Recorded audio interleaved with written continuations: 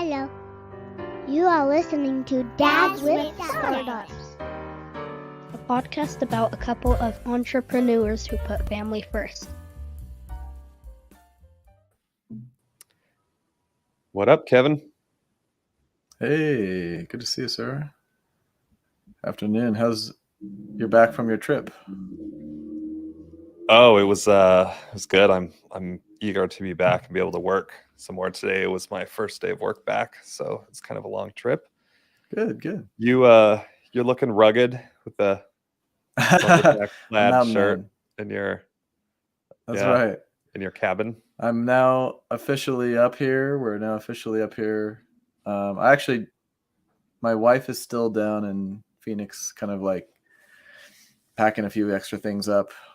And I'm up here in the mountains with my kids, and we're getting used to the new lifestyle of cabin living. So exciting to be doing that. Nice. But it's right now my kids are. That's maybe another thing. I'm sharing the internet with my kids as they're watching Dr. Dolittle. So we'll see who wins on this. Hopefully we both can share it fairly. But yeah, hopefully they don't burst the door. There's a chance my little one could just, Daddy. So yeah, that's all right. Hopefully that won't happen. We're dads recording a Dads podcast. We show the reality. Yep, that would be appropriate. He can say hi if he wants to. Yeah. Sounds good. So tell me about your trip. Sure. Okay, so I'm part of Tiny Seed, which is an accelerated program with a little bit of a bootstrapper mindedness to it. And it's part of and Microconf is just a conference for mostly bootstrapped founders. And it was really good. I've never been to Microconf before. So I flew out to Minneapolis, and we had 2 days of Tiny Seed retreat. And then we kind of had like a half a day break, and then they started Microconf on Sunday night, and then kind of had Microconf for a few days. So yeah. What more do you want to know?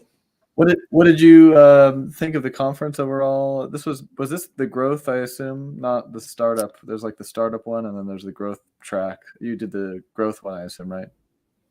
Yeah, it was Microconf Growth.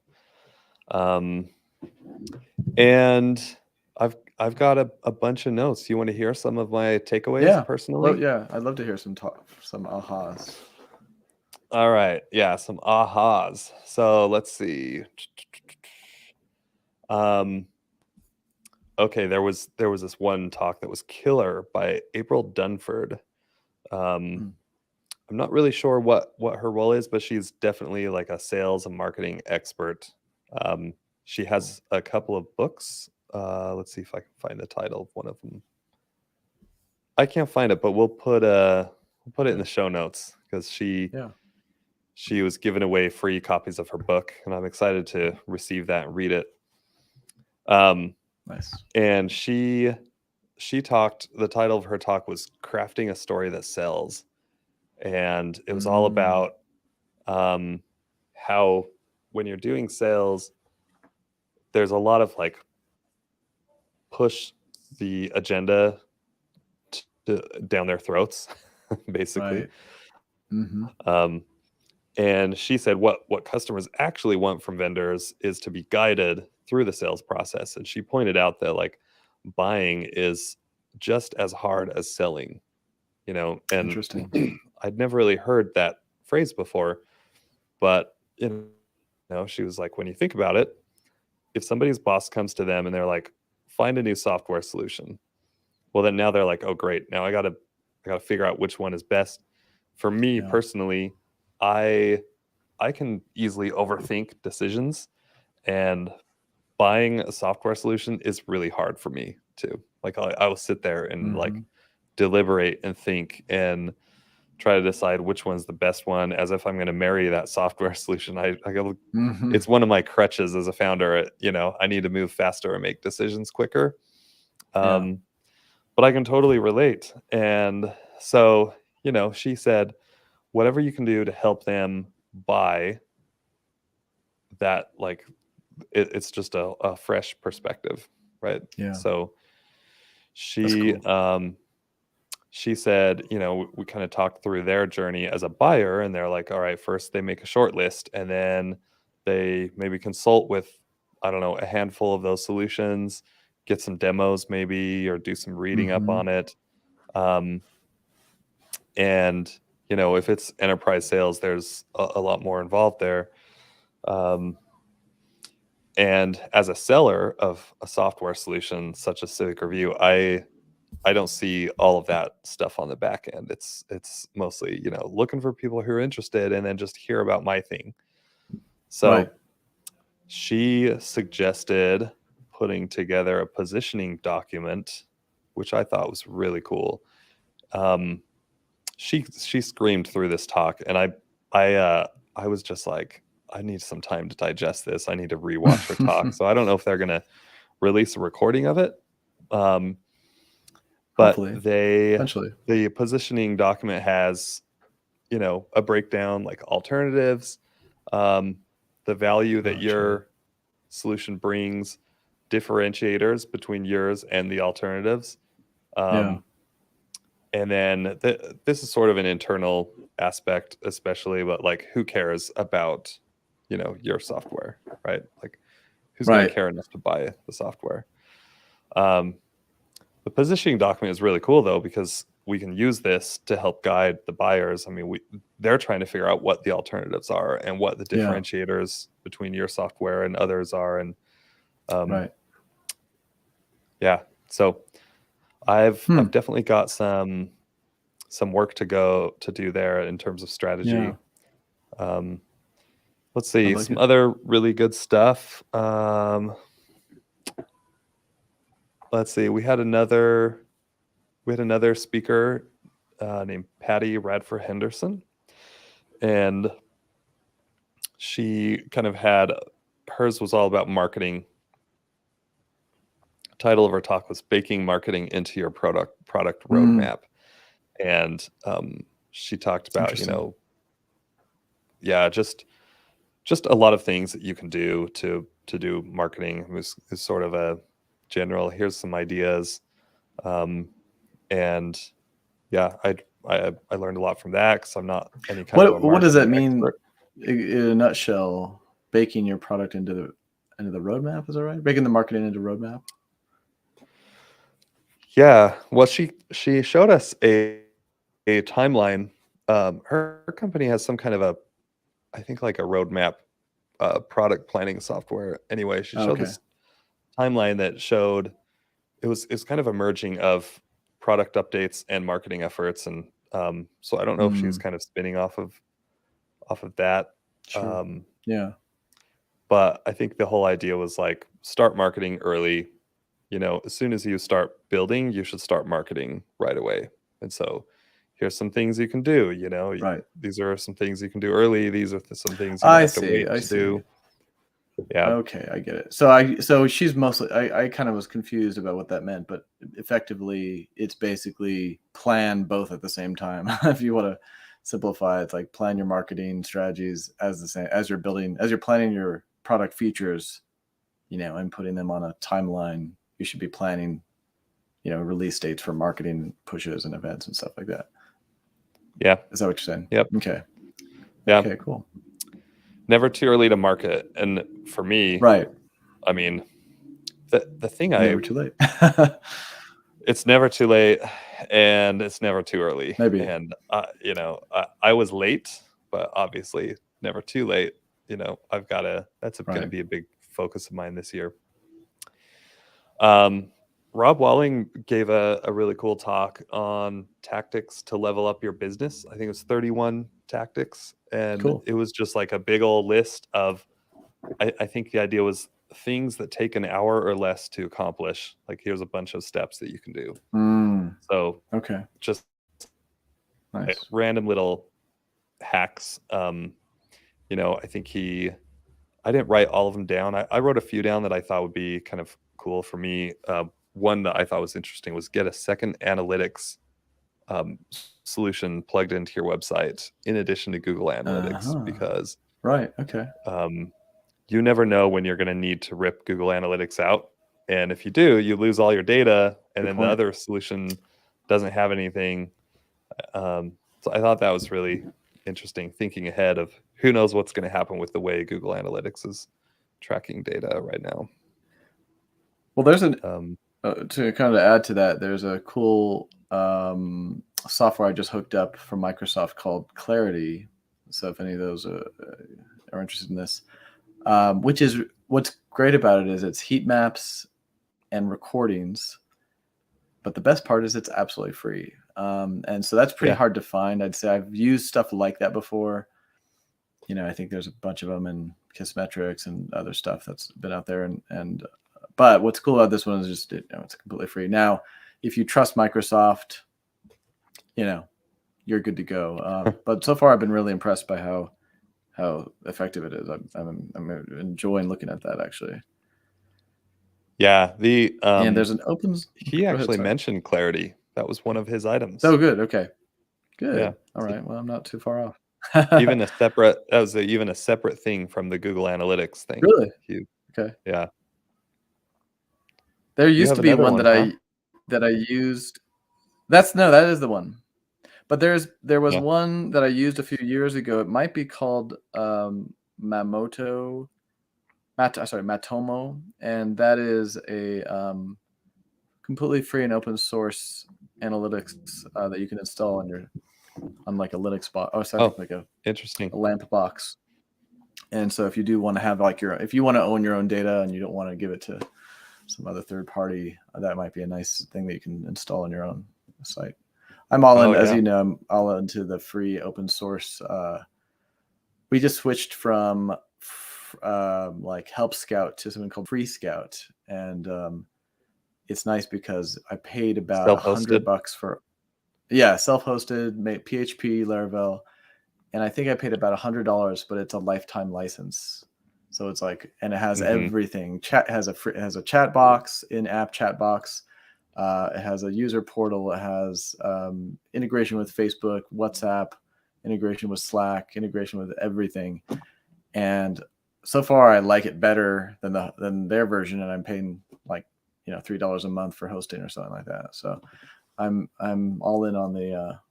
These are just ways to save your business money and save margin, or make margin, I should say. Cool. So that was good. Any other last topics that kind of struck you? Let's see. So, there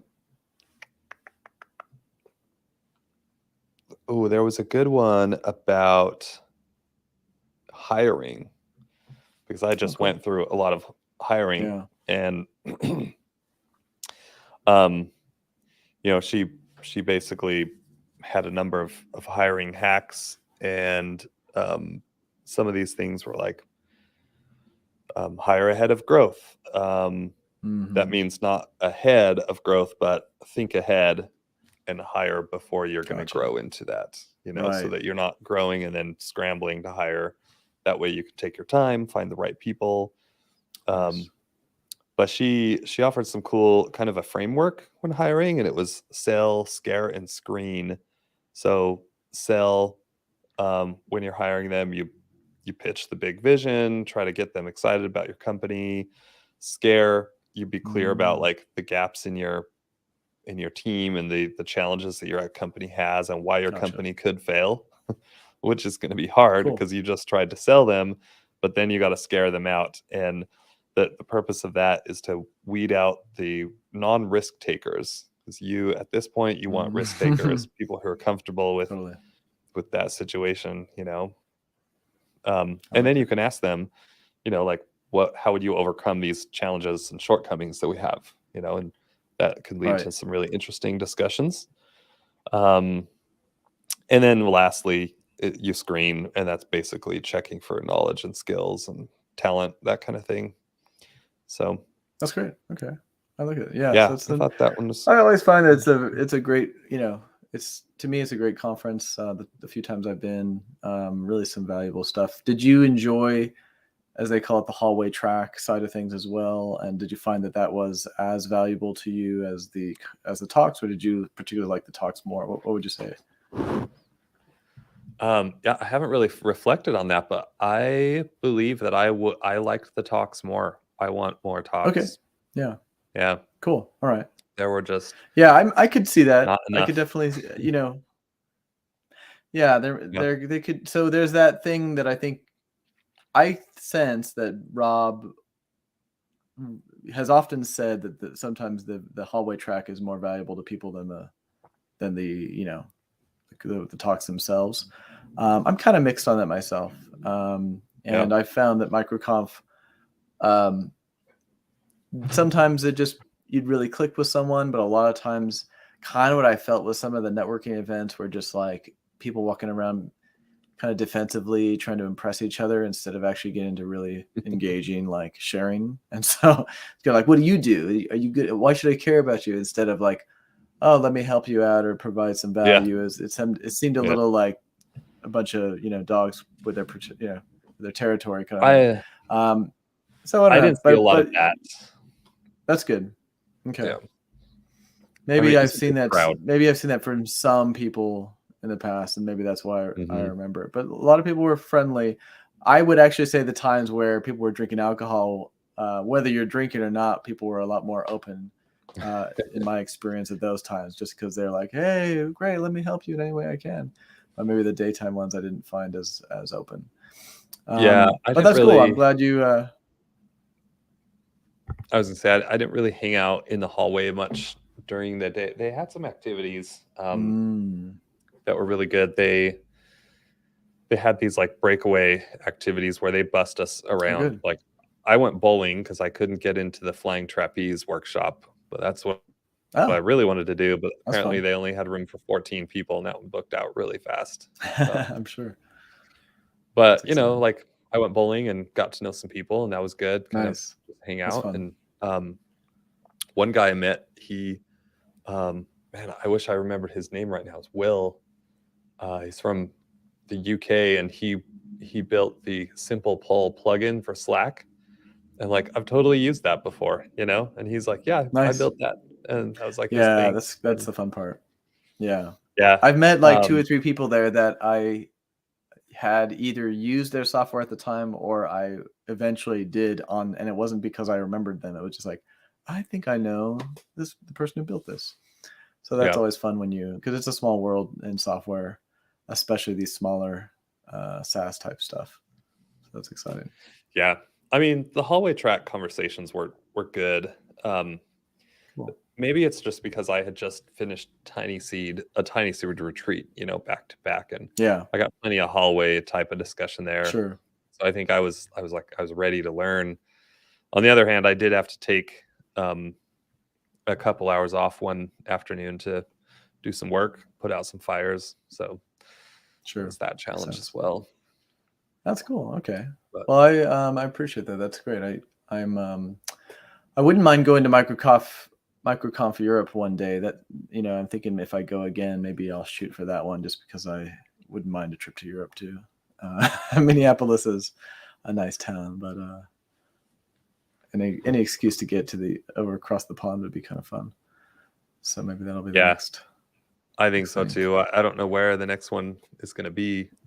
Yeah, but there's a lot of people from the UK, and there was talk about doing it in the UK, and they were like, man, we don't want to do, like, we want to travel, Yeah, I hear you. So I don't know. Well, fun. That's great. I think it would be fun to one day attend one over there as well.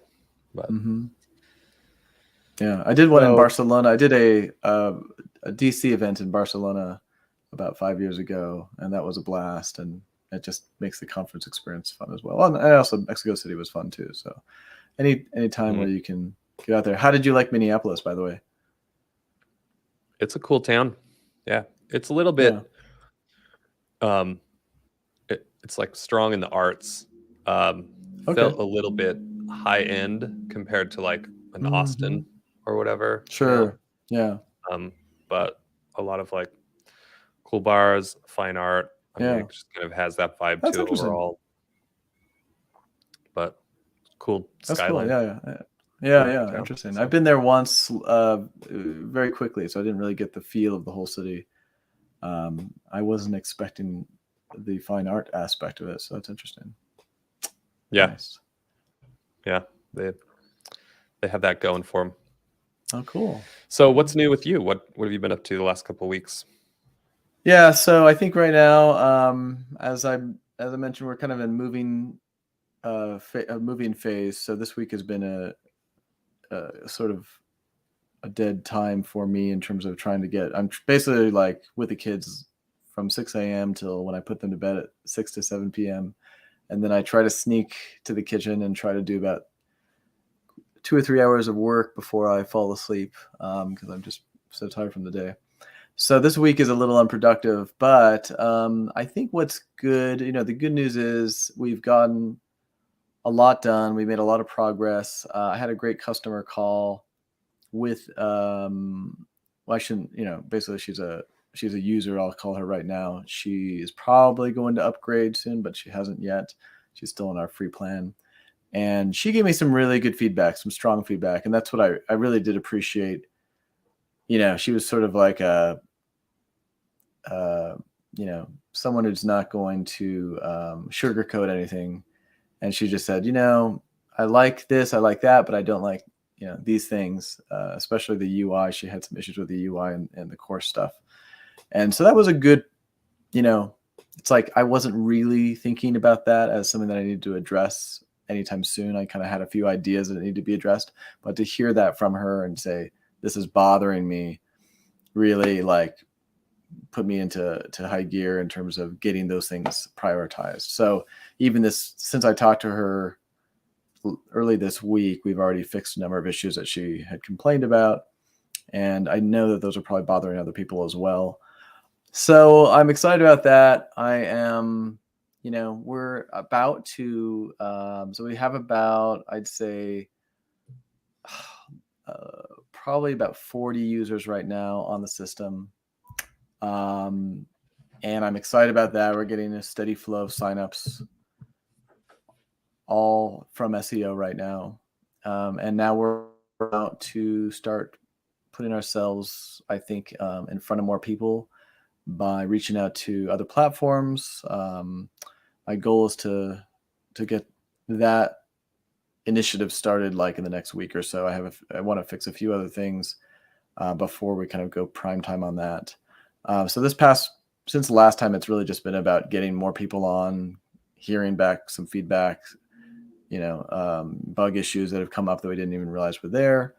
And then the next phase is really like getting listed in other platform directories, so that we can get some traffic from those sources. So that will give us, number one, it will give us a strong backlink, because I think right now in terms of SEO,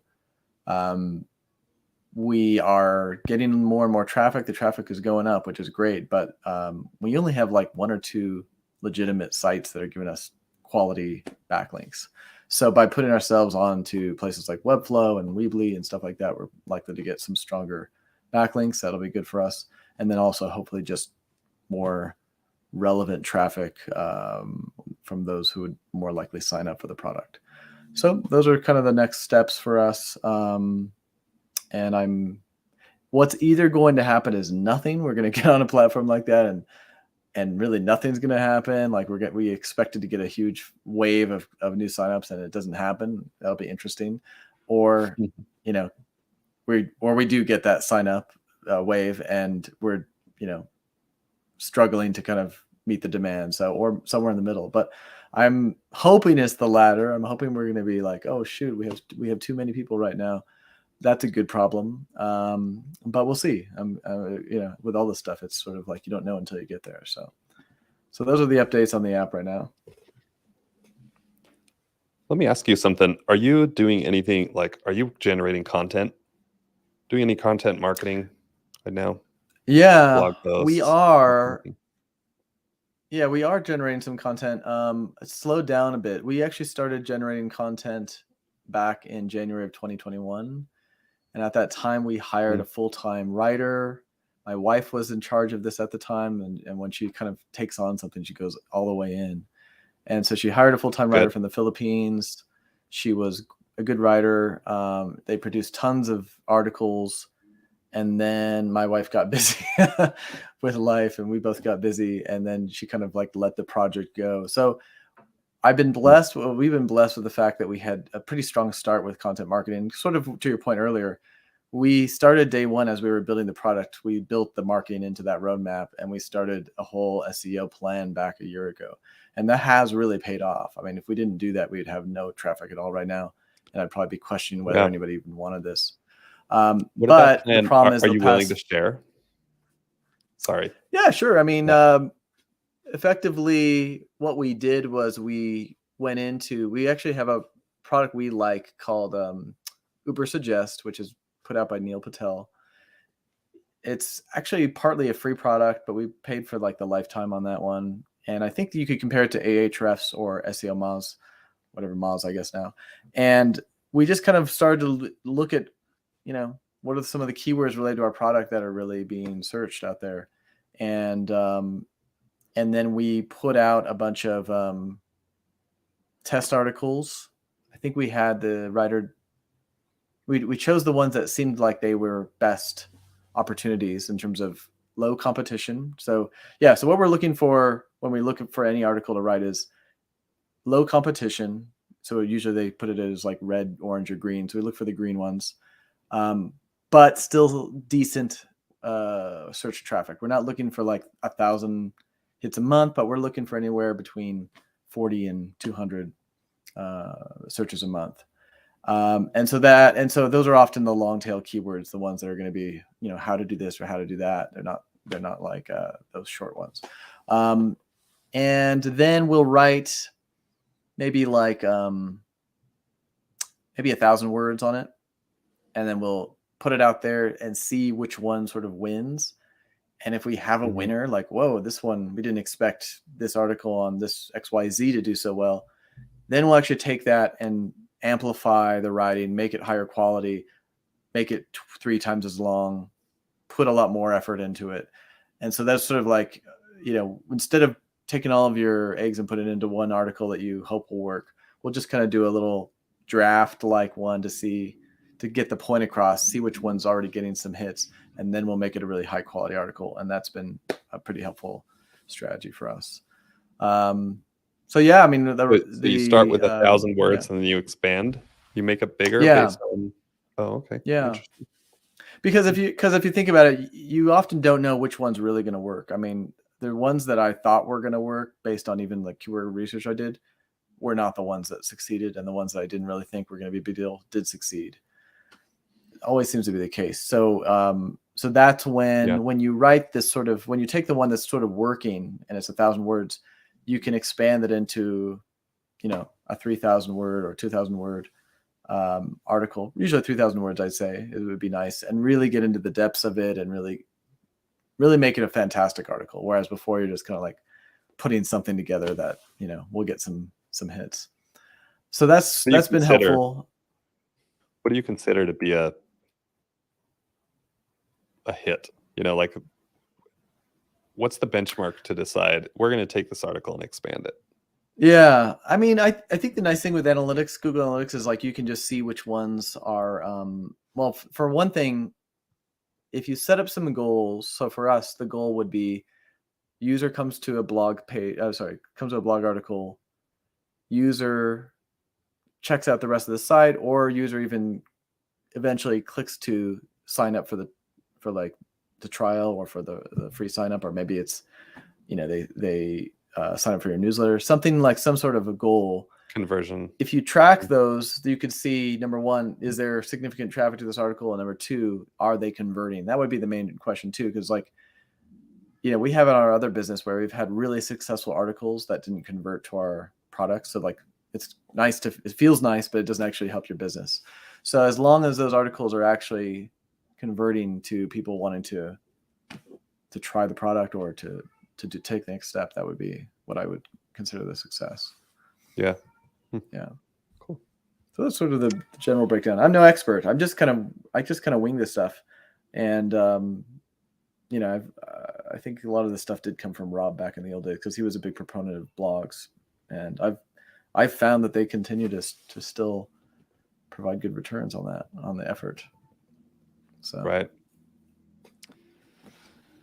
Yeah. so I that's need the to do, updates with the app. I need Yeah, to do you more were mentioning your. blogging. Yeah. Mhm. So, You know what I'll say one thing too before we stop on that is one thing that's been really helpful for me is I'll take an article topic now. I'll take my Android, which has good Google Assistant level transcription, and I'll write the whole thing while I'm on a walk at night in Google Docs, and then I'll send it to my assistant to fix. And that's been a really nice way of just actually getting good quality out there versus hiring somebody that doesn't care about your product, to write the article. So that's interesting. Yeah. So when you were talking about talking to the customer, making a list, I have been reading a book called Jobs to Be Done. okay. Have you heard of it? No.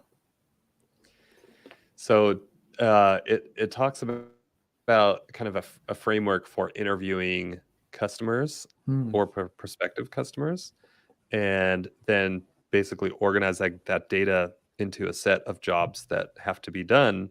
It helps you decide where your product should go, and you can also use it for marketing purposes as well. Really insightful. It breaks it down. So, I think the example kind of follows in the book so far. I'm a couple hundred pages in, but it talks about, if you work somewhere and your job is to, I think it was organize a conference. Let's say Microconf, right? And that overall job has several sub jobs that you've got to break down, and those ones have even more fine-grained jobs, and you kind of break those down into the phases and everything that they do. And if you're interviewing customers, it even suggests that you can tell them, like, pretend that this is 50 years ago, like, how would you go about solving this Interesting problem, so that they refrain from saying, well, then I use X technology. They get to the root of, like, how would it be done? And maybe they would talk about spreadsheets, and that's okay. Spreadsheets is pretty rudimentary tracking system. But yeah, it's really insightful. And I actually, I went out and stayed with a customer for a day. I did some job shadowing with a customer. And that was really, I've got pages and pages of notes from that. Amazing. Just That's all awesome. all these things that I can do to improve the app and provide more value, and certain problems that they're facing that currently no solutions are addressing, and so that could give me a competitive advantage there as well. So that's really cool. So how did not to get too far down that rabbit hole, but how did that work out that you were able to get that opportunity? This particular customer, they are often calling me and telling me, ideas. And so I just said, hey, can I come down and just, like, job shadow you guys? And they're just like, wow, they were thrilled about the idea, And so that's awesome. Yeah. So I went down and I kind of made some rounds and met with different personnel, and I would ask them, I don't know how much job shadowing I did. It was probably more like I just walked around interviewing people all day long. Yeah, that's amazing. Tried not to get in the That's way so too cool. much. That's a very fresh perspective. It reminds me of they talk about when Airbnb started. They went door to door to the people that had signed up in New York and were like, "Hi," I think they may have given them a little, gift or something and just rack their brains or whatever. But that is a very refreshing approach to customer development. So maybe you might be onto something there. That's cool. Oh, I can't be the first one to do that, but I did. I was last year I was developing an inspection app, and I reached out. We were building the home, right? And so I reached out to the home builder, and I was like, hey, I want to accompany the inspector on some inspections and just kind of check it out. And I was like, look, I'm not I'm not being one of those weird homeowners. It's like, Yeah. I need to see Right. every single little, I was like, I just want to Yes. see what the inspector, and I called the city inspector, and That's awesome. he was fine with it. And Cool. yeah, and they weren't even a customer at the time. They are now. So I Nice. did something That's right, fun. if anything.